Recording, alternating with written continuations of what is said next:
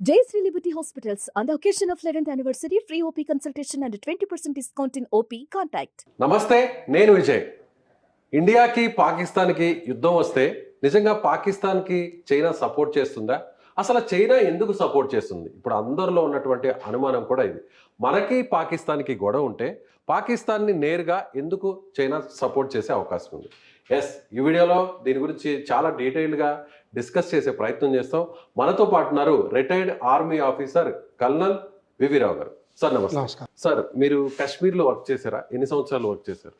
దాదాపు 5-10 years, అంటే 10-12 ఏళ్ళు చేశారు. 10-12 ఏళ్ళు. ఫ్రంట్ ఎండ్లో ఉన్నారు మీరు. ఫ్రంట్ ఎండ్లోనే చాలా యాంటీ టెర్రరిస్ట్ ఆపరేషన్స్ కూడా చేశారు. యాంటీ టెర్రరిస్ట్ ఆపరేషన్స్ కేవలం జమ్మూ కాశ్మీర్లోనే కాదు, north eastern states, Manipur, Mizoram, Tripura, ఇందులో కూడా చేయడం. కాశ్మీర్తో పాటుగా. కాశ్మీర్తో పాటుగా. ఓకే, మొత్తం మీ కింద మీ అండర్లో ఎంతమంది సోల్జర్ ఉండేవాళ్ళు సార్? 1800 వరకు పనిచేశారు. 1800. ఓ గ్రేట్. సో చాలా మందికి ఒక అనుమానం ఉంది, అసలు చైనా పాకిస్తాన్ని ఎందుకు సపోర్ట్ చేస్తుంది? ఒకసారి డీటెయిల్డ్గా చెప్పే ప్రయత్నం చేస్తారా? ఎస్, ఇక్కడ మనకి మ్యాప్ చూస్తున్నాం కదా. ఈ మ్యాప్లో ఇక్కడ భారతదేశం ఉంది, అలాగే ఇక్కడ పాకిస్తాన్ ఉంది, మధ్యలో పిఓకే ఉంది, అంటే పాక్ ఆక్రమించినటువంటి కాశ్మీర్ ఉంది, అలాగే ఇక్కడ ఈ ప్రాంతంలో చైనా ఉంది. ఇక్కడ కనిపిస్తున్న ప్రాంతం అంతా కూడా చైనా. ఎస్, చెప్పండి సార్ ఒకసారి. మామూలుగా ప్రపంచానికి పశ్చిమ దేశాలతోటి బిజినెస్ నడుస్తుంది. ఆ విధంగా లేకపోతే సరుకులు ఇంపోర్ట్స్ ఎక్స్పోర్ట్స్ బేసికలీ ఈ డైరెక్షన్లో అవుతాయి. పసిఫిక్ మహాసముద్రంలో తక్కువ, హిందూ మహాసముద్రంలో ఎక్కువ, అలాగే అట్లాంటిక్ మహాసముద్రంలో ఎక్కువ. ఈ మధ్యలో ఉన్న రెడ్ సీ, సూయజ్ కెనాల్ ద్వారా ఈ ట్రేడ్ జరుగుతుంది. లేకపోతే ఆఫ్రికా చుట్టూరు తిరిగి వెళ్లాల్సి ఉంటుంది. ఇప్పుడు షాంఘై చైనాలో ఉంది, మెయిన్ ఇంపార్టెంట్ టౌను. అక్కడి నుంచి రావాలంటే వియత్నాం, కంబోడియా, ఇండోనేషియా, మన ఓన్ అండమాన్ నికోబార్స్, ఇది ఇటు శ్రీలంక, ఇటు అంతా తిరిగి ఇటు రెడ్ సీకి వెళ్ళాల్సి ఉంటుంది ఈ టైపు.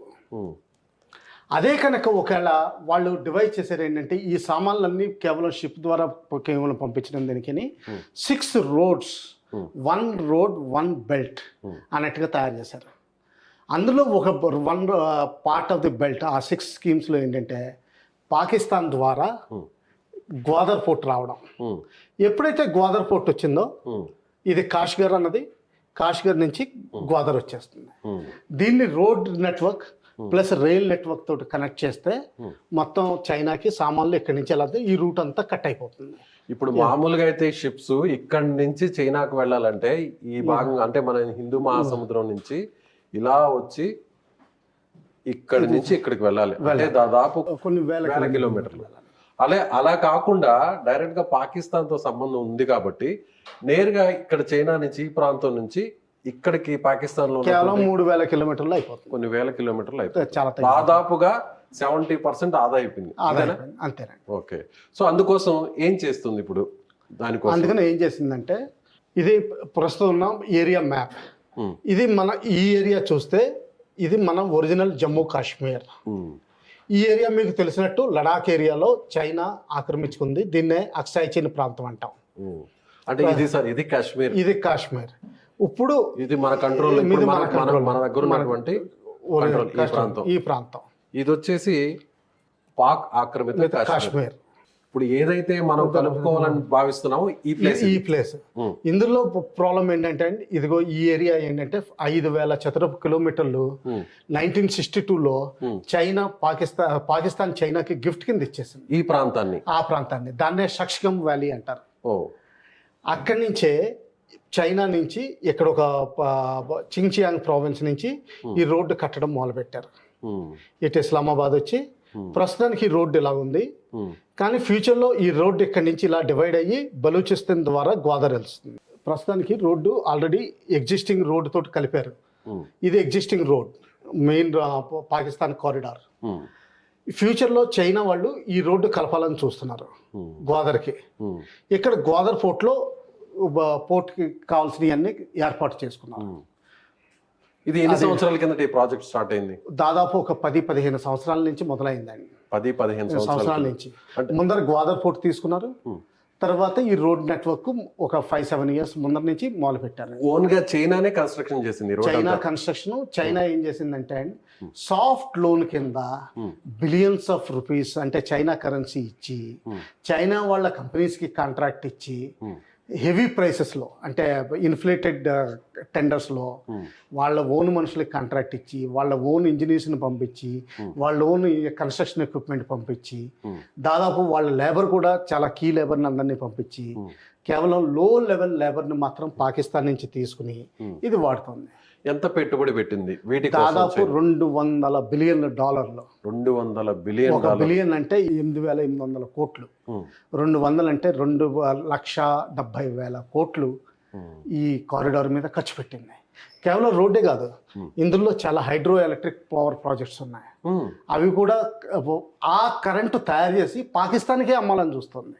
చైనా పాకిస్తాన్ లో వాటర్ ద్వారా హైడ్రో ప్రాజెక్ట్ ద్వారా కరెంట్ తయారు చేసి వాళ్ళకే అమ్మాలని అది ప్లాన్. ఓకే, ఇప్పుడు నా డౌట్ ఏంటంటే, ఓకే ఇదంతా పాకిస్తాన్ చైనాకి అప్పచెప్పింది, వాళ్ళ దగ్గర నుంచి మనీ తీసుకునింది, ఓకే.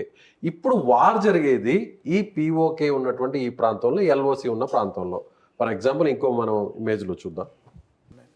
ఇప్పుడు మనకి ఉన్న ప్రాబ్లం ఏంటంటే ఫుల్ పాకిస్తాన్ ఆక్యుపైడ్ కాశ్మీర్ని తీసుకోవడంలో ఒక ఇష్యూ ఏంటంటే ఇక్కడ ఉన్న చైనీస్ ఇంట్రెస్ట్ ఎఫెక్ట్ అవుతాయండి. ఎప్పుడైతే చైనీస్ ఇంట్రెస్ట్ ఎఫెక్ట్ అవుతాయో, చైనా చాలా ఇన్వెస్ట్మెంట్ చేసింది కాబట్టి, ఎస్పెషల్లీ ప్రస్తుతం టారిఫ్ వార్ నడుస్తుంది, వాళ్ళ చైనా ఎకానమీ దెబ్బతింటుంది.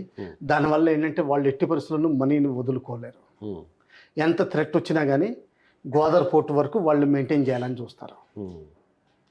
దాని తర్వాత నా డౌట్ సార్, ఇప్పుడు మనం ఇక్కడున్న ఇది ఎల్ఓసి, ఇది మన ఆధీనంలో ఉంది అనుకుందాం. చైనా ఇక్కడ ఉంది, ఇది చైనా బార్డర్. ఇప్పుడు ఈ ప్రాజెక్ట్ని ఇక్కడ కడుతున్నారు. సో మనం ఇది పిఓకే అంతే కదా, ఈ కలర్లో ఉండేది, ఈ కలర్లో ఉండేది పిఓకే. అవునా, ఈ పార్ట్ అంతా కూడా పిఓకే అంతేనా సార్? అవునా.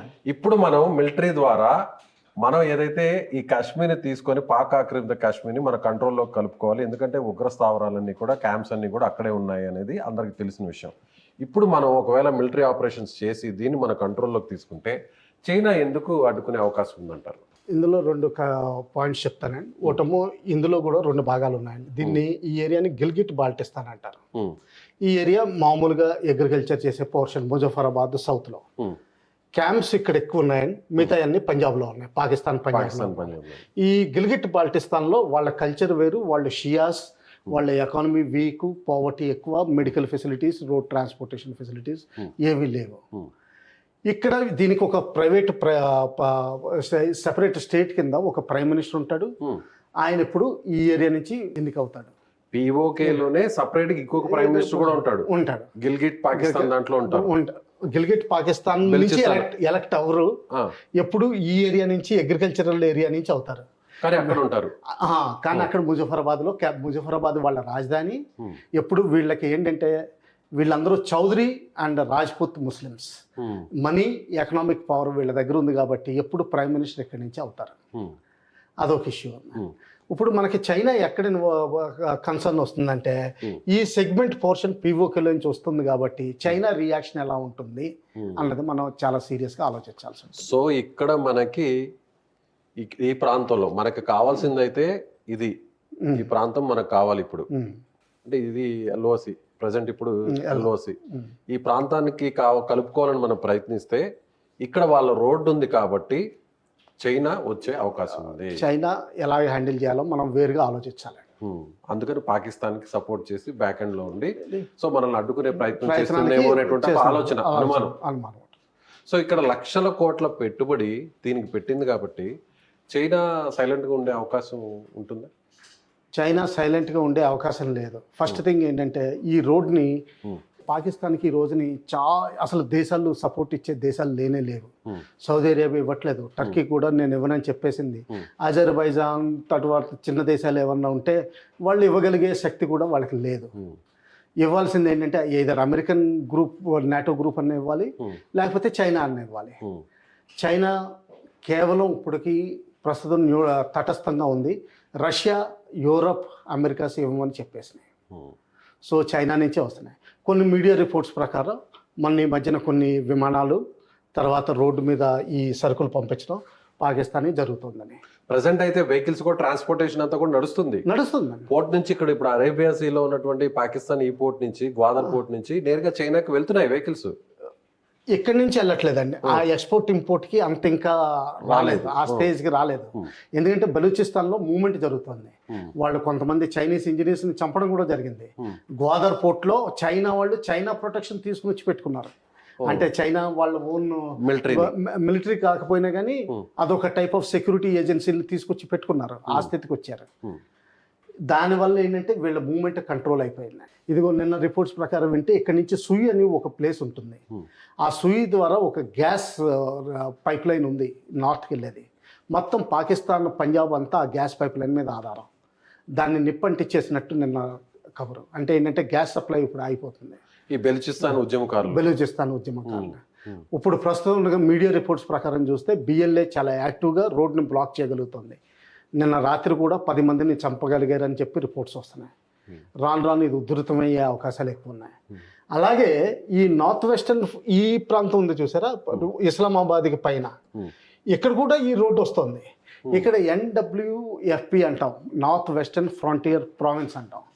ఇందులో తెరికే తాలిబాన్ పాకిస్తాన్ అనే ఆఫ్ఘనిస్తాన్లో ఉంటూ పాకిస్తాన్లో మొత్తం ఇస్లామిక్ సామ్రాజ్యం తీసుకురావాలి, షరియా తీసుకురావాలని మార్చాలని చెప్పి వాళ్ళు కూడా యుద్ధం చేస్తున్నారు. బహుశా బెలూచిస్తాన్ అంత తీవ్రంగా కాకపోవచ్చు, కానీ వాళ్ళు కూడా 4-5 చంపడం జరిగింది లాస్ట్ 4-5 రోజుల్లో. వాళ్ళని కూడా చాలా సీరియస్గా తీసుకోవాల్సి వస్తుంది. చైనా తోటి ప్రాబ్లం ఏంటంటే ఈ రోడ్డు ఎప్పుడైతే వాళ్ళకి భయం వేస్తుందో చైనా ఇన్వాల్వ్మెంట్ ఎలా ఉంటుందన్నది మనం ఆలోచించాల్సింది చాలా తీవ్రంగా ఉంటుంది. దాని పరిశ్రమం కూడా తీవ్రంగా ఉండొచ్చు. తీవ్రమైతే బాగా హైయెస్ట్ పాసిబిలిటీ ఏంటంటే చైనా వాళ్ళ ఓన్ ఆర్మీని డిప్లాయ్ చేయగలిగే అవకాశం కూడా ఉంటుంది ఈ రోడ్ని ప్రొటెక్ట్ చేసుకోవడానికి. ఇది నెగోషియేట్ ద్వారా ఏమన్నా చేయొచ్చు. ఓకే, మీరు ఆల్రెడీ రోడ్డు చేసుకున్నారు కాబట్టి అది డిస్కషన్స్ గవర్నమెంట్ ఆఫ్ ఇండియా ఎలా చేస్తుందో మనకి ఐడియా లేదు. Finance ministry, commerce ministry, national highways ministry ఇవన్నీ ఇన్వాల్వ్ అవుతాయి. తర్వాత స్ట్రాటజిక్ పర్స్పెక్టివ్ ఎలా ఉంది, ఎందుకు ఉంది, మన డ్యూయల్ రోడ్ వాడచ్చా, ఇటువంటి కూడా బోల్డ్ అన్ని డిస్కషన్స్ ఉన్నాయి. అది ఎలా చేస్తుందో మనం ఫ్యూచర్లోనే ఆలోచించాల్సి ఉంటుంది. Right sir, thank you. So ఇది కల్నల్ వివి రావు గారు చెప్తున్నట్టుగా ఖచ్చితంగా పాకిస్తాన్ ధైర్యం కూడా చైనా ఎప్పటికైనా మనకు సపోర్ట్ చేస్తుంది. ఎందుకంటే చైనా ఇక్కడ మనం చూపించినట్టుగా అంటే ఈ ఎకనామిక్ కారిడార్ ద్వారా ఇప్పటికీ లక్షల కోట్ల రూపాయలను అక్కడ ఇన్వెస్ట్ చేసింది. కాబట్టి ఈ విషయంలో చైనా చాలా గట్టిగా ఉండే అవకాశం ఉంది. ఎప్పటికైనా కూడా చైనా పాకిస్తాన్కి సపోర్ట్ చేస్తుంది. కాబట్టి అందుకనే పాకిస్తాన్ ఇప్పుడు ఇలాంటి కవ్వింపు చర్యలకు పాల్పడుతుంది అనేది సార్ చెప్పినట్టుగా మనకు అర్థమవుతుంది. అయితే ఇప్పుడు చైనాని మన ఇండియన్ గవర్నమెంట్ ఎలా డీల్ చేస్తుందో కూడా చూడాల్సినటువంటి అవసరం ఉంది. Thank you so much.